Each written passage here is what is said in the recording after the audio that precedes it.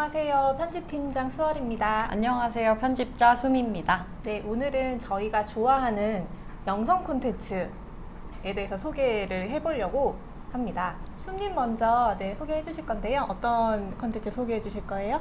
저는 오늘 4가지 가지고 왔는데 맨 처음에 추천을 드릴 거는 넷플릭스에서 볼 수 있는 애니메이션인데 미드나잇 가스펠이라는 제목입니다.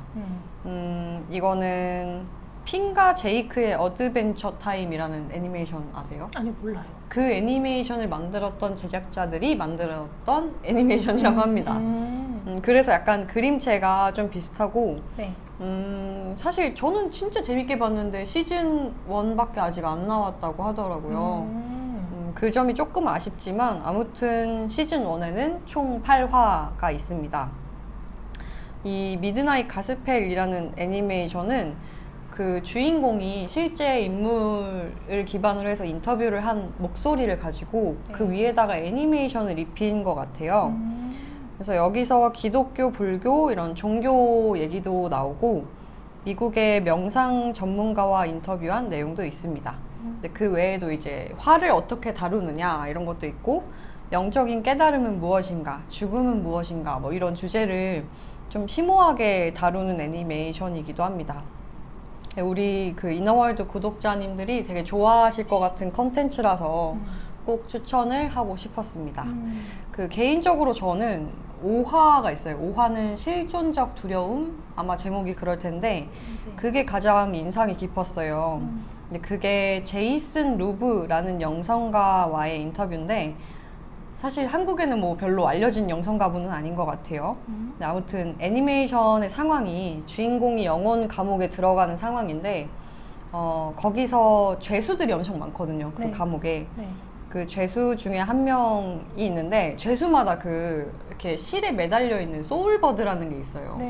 그 소울버드가 어떤 영혼의 짝꿍 같은 역할인 것 같은데 그 소울버드로 이제 제이슨이 목소리 출연을 해요. 근데 이 영혼 감옥에서는 죽을 때마다 사후세계로 가서 심장이 꺼내져요. 심장이 꺼내져서 심장이랑 깃털의 무게를 양팔 저울에 이렇게 재보거든요. 근데 그렇게 해서 심장이 더 무겁다 하면은 다시 태어나게 되는 거예요. 근데 이 얘기가 어디서 많이 봤다 했는데 그 이집트 사자에서에 보면 아누비스 신 이렇게 한다고 나오거든요. 근데 그걸 약간 이렇게 재현한 애니메이션 같더라고요. 근데 아무튼 이게 5화가 귀여운 애니메이션이긴 하지만 조금 잔인한 장면이 중간중간 나와요. 뭐 총 쏘고 뭐 때리고 죽이고 이런 장면이 나오는데 그런 걸 못 보시는 분들은 비추고 아무튼 5화에는 다양한 영성 얘기가 막 진짜 마구잡이로 많이 나옵니다. 근데 대부분은 불교에 대한 내용이에요. 이 편에서 인상이 좀 깊었던 거는 마지막에 이제 감옥에서 끊임없이 타인을 죽이던 죄수가 똑같은 현실을 계속 그 심장 무게를 재고 또 태어나고 또 태어나고 하다 보니까 이제 점점 타인을 나 자신으로 보게 되는 장면이 있어요. 그러면서 이제 누구를 죽일까 하고 고민할 때마다 그 사람 얼굴이 내 얼굴로 보이면서 이제 다 나로 보이는 그런 장면이 있거든요. 그러면서 결국에는 그 영혼 감옥에서 살생을 멈추고 그 영혼 감옥을 탈출을 합니다. 이게 결말인데 아무튼 저는 5편이 제일 재밌었지만 5편부터 보시면 이해가 좀 잘 안 되실 수도 있어요. 그래서 1편부터 쭉 보시는 걸 추천을 하고 유튜브 채널 스피릿 레벨 스튜디오스에 들어가시면 애니메이션에 나왔던 인터뷰 음성이 풀버전이 나와 있거든요. 그것도 관심 있으시면 보시면 재밌을 것 같아요. 이건 자막이 제공이 되나요? 네, 그럼요. 넷플릭스 거니까. 요거. 유튜브 채널이요? 이거는 자막 제공이 안 됩니다. 그래서? 영어가 되시는 분들만. 그리고 두 번째 컨텐츠는 메시아. 이것도 역시 넷플릭스 드라마인데 이것도 안타깝게 시즌 1밖에 안 나와 있습니다. 이거는 저 주변에서 추천을 받았던 것 같아요. 그래요? 그래서 익숙하더라고요. 대본 보니까. 전 진짜 재밌게 봤어요. 이 주제가 뭐냐면 이스라엘과 팔레스타인의 분쟁 사이에서 난민들을 이끌고 영적인 사건들을 일으켜 신도를 모으는 알 마이시라는 한 남자가 나타나 국제적인 이목을 끌자 CIA에서 이 남자의 정체를 밝히려고 하는 것이 주요 스토리다 라고 정리가 되어 있어요. 이 알-마시히라는 어떤 예수 같은 그 주인공 남자가 작품 안에서 그냥 거의 예수님처럼 네. 처음 보는 사람의 이름이 뭔지 다 알아맞히고 네. 총에 맞은 아이의 상처를 낫게 하고 그다음에 물 위를 걷는 장면도 나오거든요. 거의 예수님 같은 그런 사람인데 그러네요. 이 남자가 이제 세상에 진짜 실제로 나타나면서 메시아로 네. 수많은 사람들이 이 인물을 따라다니고 그러면서 우여곡절의 그런 사건들이 나타나요. 이런 게 이제 드라마의 주제고 저는 보면서 실제로 이런 사람이 세간에 나타난다면 어떤 일들이 일어날까 이런 생각해보는 재미가 또 있었어요. 근데 실제로는 현실에서는 이 넷플릭스 드라마가 넷플릭스 역사상 최대의 문제작이다라는 그런 타이틀을 얻을 정도로 좀 논란이 많았어요. 네. 주제가 주제다 보니까 공개하자마자 유대교 그리고 기독교에서 난리가 났고 거기다가 이슬람교까지 나서서 예수님을 코스프레 한다고 방영 중단을 요청을 했다고 합니다. 그래서 이런저런 일들이 좀 많아서 시즌2를 찍으려다가 네. 아예 이제 기약이 없는 상태로 안 찍는 방향으로 가는 것 같아요. 그래서 하여튼 원으로 끝난 것 같은데 원만 보더라도 좀 재밌는 그런 드라마였어요. 예수님을 코스프레 한다는 거는 예수라는 이름을 걸지 않지만 이제 그런 예수라고 이제 추측되는 우리가 너무나 추측이 아니라 확신할 수 있는 그런 것들을 에피소드로 다루기 때문인가요? 그런 것 같아요. 아마도 그런 무리를 걷는다든지 네.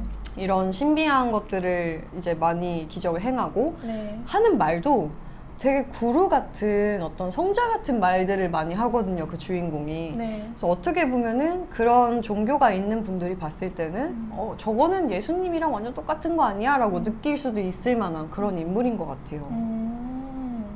그냥 개인적으로는 그렇게 방영 중단을 요청할 정도로 싫어할 건 아니지 않나? 라는 생각이 저도 들기는 비슷한, 하는데 네, 맞아요.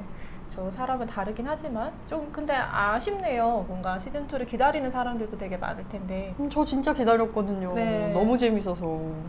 그리고 시즌2가 계획이 돼 있었다고 하면 못다한 얘기도 되게 많을 거고 뭔가 하고자 하는 메시지도 있을 것 같은데 시즌 1이 딱 끝날 때 네. 분명히 시즌 2 아니면 3까지 이어져야만 이게 네. 의문이 풀리는 그런 것들이 있거든요. 네. 되게 찝찝하게 딱 끝나버려요. 근데 이게 원래는 더 이야기가 있어야 되는데 중간에 일들이 생기는 바람에 그거를 실현을 못 하신 것 같아요. 작가님이.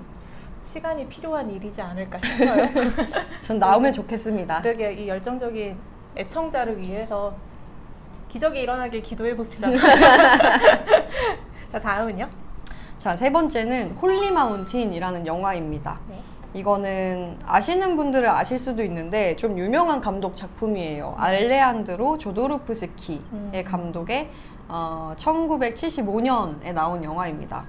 제가 처음에 이 영화를 봤던 거는 중학교 3학년 때 그냥 유튜브 같은 거 보다가 되게 기이한, 어떻게 설명할 수 없는 아방가르드한 그런 장면들이 되게 많은 동영상이 있는 거예요. 네네. 이게 뭐지? 하고 봤는데 그 영화의 일부분이었어요. 그 사실은 이 감독 영화를 좋아하지 않더라도 좀 컬트 영화나 기괴한 영화 아니면 영상미, 미장센 같은 것 때문에 보시는 분들도 되게 많다고 들었어요. 네. 근데 이때 제가 영상을 보면서 받았던 충격이 좀 있었는데 신선한 충격이 성인이 되어서 생각이 나서 이 영화를 다시 봤는데 다시 보니까 완전히 영성에 대한 영화였던 거예요. 네네. 그래서 되게 신박한 충격을 또 성인이 돼서 많이 받았는데 이 영화 안에서 점성학적인 상징도 나오고 타로 카드도 나오고 영적인 그런 의미들이 되게 많아요. 근데 일단 이 영화를 보려면 점성학적인 기초 지식이 조금 있어야 이해가 조금 더 잘 되는 부분들이 많거든요. 줄거리를 좀 정리를 해보면 최현진 기자님이 이제 평론을 좀 해두셨는데 네. 그 글을 참고하자면 영화 줄거리는 예수를 닮은 남자가 태양계의 7행성을 상징하는 7 대표자들과 함께 성스러운 산을 찾아 구도 여행을 떠나는 내용이다. 줄거리는 단순하지만 구도의 과정은 정치가, 종교인, 군인, 기업가 등을 비꼬는 풍자로 가득하다 라고 말씀을 하십니다. 이 영화 전체가 사실 어떻게 보면 스토리가 거의 없어요. 네. 거의 없고 사실은 상징이 조금 더 주를 이뤄요. 모든 뭐 장면이나 이런 것들이. 네. 그래서 이해하기 조금 어려울 수도 있지만 한 번쯤은 볼만한 가치가 있는 영화다 라고 생각하고 제 생각에는 중간중간에 우리가 어떤 영적인 여정을 걸으면서 경험하게 되는 어떤 관문이랄까요? 네. 고난 같은 것들이 되게 비유적으로 잘 나타나 있는 경우가 많다고 저는 느꼈어요. 특히나 진짜 강조하고 싶은 거는 맨 마지막 장면이거든요. 네, 네. 맨 마지막 장면에 진짜 어느 영화에서도 볼 수 없는 대반전이 있어요. 네, 이것 때문에 봐야 될 것 같은데. 이 대반전이 진짜 큰 깨달음을 줍니다. 아, 그래요? 그래서 추천을 더 드리고 싶어요. 네. 이거는 저도 진짜 보고 싶네요. 한번 보세요. 진짜 괜찮아요. 네, 알겠습니다. 아무튼 마지막 제가 추천하는 컨텐츠는 강철의 연금술사 애니메이션입니다. 네. 이거는 애니메이션 좋아하시는 분들은 한 번씩 보셨을 것 같아요. 이름이라도 들어보셨을 것 같고 저도 한 번 봤는데 오컬트에 관심이 많으면 흥미롭게 볼 수 있는 애니라고 생각을 하거든요. 중간중간 보다 보면은 저거 그건데? 라는 이 상징들이 되게 많이 나와요. 네. 그리고 일단 주제가 연금술이다 보니까 작가님이 오컬트 공부를 상당히 많이 하시고 그리신 그런 애니메이션 같더라고요. 제 기억의 줄거리는 대략적으로 주인공인 연금술사 형제 2명이 현자의 돌을 찾아서 이런저런 긴 여정을 시작을 하는데 그 과정에서 적으로 등장하는 호문쿨루스 집단과 대립하는 게 주요 이야기입니다. 이 호문쿨루스라는 집단은 연금술에 의해 탄생한 인조 인간들이에요. 네. 근데 이것도 웃긴 게 각 구성원들의 이름이 이거 그건데 싶었던 게 뭐였냐면 네. 성경에 나오는 인간의 7대 죄악 있잖아요. 이것들이 이제 이 호문쿨루스 집단의 이름이에요. 네. 그래서 라스, 분노, 러스트, 색욕, 글러트니, 식탐, 엔비, 질투, 그리드, 탐욕, 슬로스, 나태, 프라이드, 교만 이렇게 7명이 그 호문쿨루스 집단입니다. 네. 그리고 작가가 연금술이나 오컬트 상징들을 애니메이션 안에 되게 많이 녹여놨어요. 네. 예를 들어서 그 애니메이션 안에 나오는 어떤 컨셉 같은 건데 그 진리의 문이라는 게 있어요. 네. 이 만화에서는 만물의 내면에 진리의 문이 존재한다. 그런데 연금술을 이해하고 사용할 수 있는 이만이 진리의 문을 열 수 있기 때문에 지적인 생물, 그러니까 그 중에서도 지적인 생물 중에서도 극소수의 존재만이 이를 마주할 수 있다라는 컨셉이 있어요. 근데 이 연금술사 형제가 그 애니메이션 안에서 자기가 가지고 있는 진리의 문을 마주하는 장면이 있거든요. 네. 근데 이 문에다가 사실 문양이 각기 다른데 형 역할의 캐릭터가 마주한 자기 진리의 문이 새겨진 건 뭐였냐면 네. 세피로트의 나무 형태가 새겨져 있고요. 네. 그 다음에 동생은 연금술의 진행 단계를 나타내는 현자의 나무 형태가 이렇게 새겨져 있습니다. 근데 이것도 사실 그냥 뭐 아무렇게나 그릴 수도 있는 건데 세피로트의 나무 그리고 현자의 나무 이런 형체를 그려놓은 것도 작가님이 상당히 숙고해서 그리시지 않았나 하는 생각을 하고 너무 많아서 설명은 못 하겠는데 네. 애니 여기저기에 진짜 종교적인 상징이나 오컬트적인 상징 이런 것들이 엄청나게 많이 숨겨져 있어요. 그래서 저는 그런 것들을 포착하는 재미로 봤기 때문에 네. 오컬트에 관심이 있으시면 이것도 추천드리고 싶습니다. 이게 그런 내용이었군요. 상당히 심오해요. 그게 어떻게 보면 그 호문쿨루스 집단이랑 싸우는 게 내가 가진 분노, 색욕, 식탐, 질투, 탐욕 이런 것들과 내면적으로 싸우는 과정을 저는 상징한다고 생각했거든요. 그러게요. 알겠습니다. 이것도 저는 대리님이 추천해주신 4개 중에 딱 들어오는 게 홀리 마운틴이랑 강철의 연금술사는 한번 봐야겠다는 생각이 되게 드네요. 진짜 이 두 개는 진짜 심오해요. 심오한 것만 골랐네? 저도 해석을 사실 잘 못하는. 혹시나 이렇게 댓글에 해주고 싶은 이야기들이 있으시면 정통하신 분들도 있잖아요. 그럼 맞아요. 네, 댓글 달아주시면 또 재밌게 네, 정보 교환할 수 있을 것 같아요. 맞아요. 자, 그러면 수호님의 콘텐츠는? 저는 3가지를 골랐는데요. 다큐멘터리 2편 그리고 드라마 1편 이렇게 3편을 골랐는데요. 일단 첫 번째는 한국 다큐멘터리고요. 이제 카일라스 가는 길이라는 작품입니다. 이제 곧 나올 신간 교정을 보다가 이제 카일라스 산을 검색을 했는데 이 다큐멘터리 정보가 뜨더라고요. 그 영화 감독이 아들이세요. 이제 출연을 하시는데 이분의 이제 어머니가 이제 85이신데 이분하고 같이 몽골 고비 사막부터 시작해서 티베트의 카일라스 산까지 함께 이제 순례길을 떠나는 여정을 담고 있어요. 그래서 찾아보니까 이 티베트에 있는 카일라스 산이 눈의 보석이라는 뜻이고 그리고 신의 천당이라는 뜻도 있대요. 그래서 뭐 불교나 뭐 힌두교 같이 좀 여러 종교에서 좀 성산으로 이렇게 좀 여기는 그런 산이라고 해요.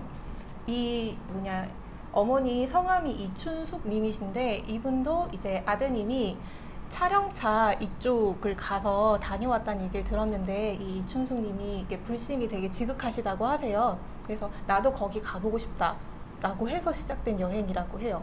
제가 되게 좋았던 거는 사실 이 몽골부터 티벳까지의 이 풍경도 정말 너무 아름다운데 이 이춘숙 님이 너무너무 아름다우세요. 네, 이분이 되게 귀엽고 되게 사랑스럽고 이렇게 건강하세요. 아침에 일어나면 이렇게 진짜 이렇게 맨손 체조를 막 하시면서 어쨌든 여행을 준비를 하시고 만나는 모든 사람들마다 그렇게 쓰다듬으시고 예쁘다고 하시고 주머니에 주전부리 있으면 그걸 뭐라도 꼭 챙겨주시고 이제 외국인들한테 한국말로 잘가 건강해야 돼 여행 잘해야 돼 막 운전 조심해 막 이런 얘기를 계속 하시는 그런 모습들이 그러니까 보면 되게 뭉클한 게 있어요. 그리고 그 티벳에 딱 들어섰을 때 어떤 마을을 갔는데 그 마을 사람들이 너무 가난한 거예요. 그래서 이분이 이렇게 보시면서 눈물을 흘리세요. 내가 이럴 줄 알았으면 오지 않는 건데 이러면서 뭔가 다른 설명은 없는데 이렇게 가난하고 힘들게 사는데 내가 이렇게 여행을 온 게 되게 미안하다라고 하는 어떤 좀 저는 그런 느낌이었거든요. 그래서 이렇게 막 우시면서 앞에서 그냥 조용히 어디 그냥 앉아서 울면서 기도를 하세요. 그냥 이 사람들이 굶지 않게 해주세요라고 부처님한테 기도를 하거든요. 그거 보면 진짜 저도 그 모습을 보면서 마음도 아리고 이제 눈시울도 붉어지고 좀 그랬습니다. 마지막에 이제 카일라스 산에 도착을 해요. 근데 거기가 진짜 설산이거든요. 그 설산에 진짜 맨몸으로 올라가세요. 근데 바람이 진짜 많이 불고 날씨가 너무 험하거든요. 그런데 내가 여기까지 왔으니까 내가 여기까지 어떻게 왔는데 라고 하면서 그냥 맨몸으로 올라가세요. 이제 그 장면이 이렇게 풀샷으로 찍혀 있는데 그 장면을 봤을 때는 진짜 이건 진짜 보셔야 돼요. 근데 좀 저는 인간의 숭고함이란 저런 것인가? 라는 생각을 좀 했습니다. 이렇게 마음 공부를 하면 이제 언제나 자신이 사랑 그 자체인 본성임을 알라고 하잖아요. 이제 불교에서도 내가 부처임을 깨달으라고 하고 그냥 이춘숙님은 아마 그렇게 본인이 절대로 그렇게 생각하시진 않을 것 같지만 본성대로 살아가시는 분이라는 생각을 다큐를 보면서 했습니다. 그런 모습이 되게 감동적이었어요. 본성인 사랑대로 살아가시는 분. 네네네. 막 저런 모습이 본성대로 사는 삶 아닐까? 라는 생각을 했어요. 뭔가 진짜 만물의 경계가 없으신 분이라는 생각을 했거든요. 저도 그거 팀장님 추천 때문에 잠깐 봤었는데 약간 드는 느낌이 만인의 할머니, 만인의 엄마 이런 느낌이었어요. 네. 내가 너의 엄마인 그런 느낌처럼 사랑을 만물한테 다 주는 그런 느낌. 맞아요. 그런 사랑이 그런 사랑을 어떻게 할 수 있나? 그러니까 저는 계속 어떻게 저렇게 하지? 어떻게 저렇게 늙을 수 있지? 저렇게 늙으려면 어떻게 해야 되지? 막 진짜 이 생각을 되게 많이 했었거든요. 저 개인적으로 좋은 어른들의 어떤 이야기들을 좀 많이 이제 찾아보고 좀 담아두려고 하는데, 네, 그 목록에 감사히 들어오신 분이고, 네, 여러모로 보시면 되게 자기 자신도 반추할 수 있고, 많은 좀 생각을 할 수 있게 하는 그런 영화였던 것 같습니다. 네, 그리고 전 두 번째는 나의 해방일지라는 드라마예요. 이거는 너무 유명하니까 올해 상반기에 한국을 휩쓴 드라마니까 제가 따로 내용을 설명을 드리진 않을게요. 제가 왜 이 드라마를 이번 영상 콘텐츠 다루는데 추천을 하고 싶었냐면요. 셋째 딸이죠. 미정의 마지막 대사 때문이에요. 마지막 대사가 마음에 사랑밖에 없어. 그래서 느낄 게 사랑밖에 없어. 라고 하고 끝나거든요. 저 진짜 이거를 보고 거의 이게 진짜 소리를 질렀어요. 작가님은 공부를 하셨어. 이 공부를 하셨어. 이 공부를 하셨어. 아니면 이런 대사를 쓸 수가 없어. 막 그러면서 진짜 대흥분을 했어요. 저는 되게 그렇게 좀 단순한 사람이 복잡하지 않아가지고. 저 같아도 그렇게 느낄 것 같아요. 이건 네. 100% 영성인이 쓴 대본이다. 네. 아닐 수도 있지만, 그런데 진짜, 그리고 한국 드라마에서 이런 대사를 봤다는 것에 대한 엄청난 감동이랄까? 네, 좀 그랬었는데요. 이 드라마에서 키워드이자 가장 이제 인기가 지금도 많았던 사람들을 적셨던 추앙이라는 단어, 이제 그 단어에 대해서 이제 나를 추앙해요라고 이제 미정이 얘기를 했고, 그다음에 그 구씨가 추앙은 어떻게 하는 거냐라고 물어봤을 때 미정이 이렇게 말하죠. 응원하는 거, 뭐든 할 수 있다, 뭐든 된다, 응원하는 거 라고 했는데 이게 진짜 정말 인상적이었거든요. 정말 이 대사가 나올 줄 몰랐어요. 그냥 있는 그대로를 바라봐주고 그 존재 자체를 사랑해주는 거, 그게 추앙이다. 이렇게 바라보는 관점, 그리고 그 해방클럽, 그 미정의 직장 동료들과 함께 이제 해방클럽이라는 동아리를 운영을 하잖아요.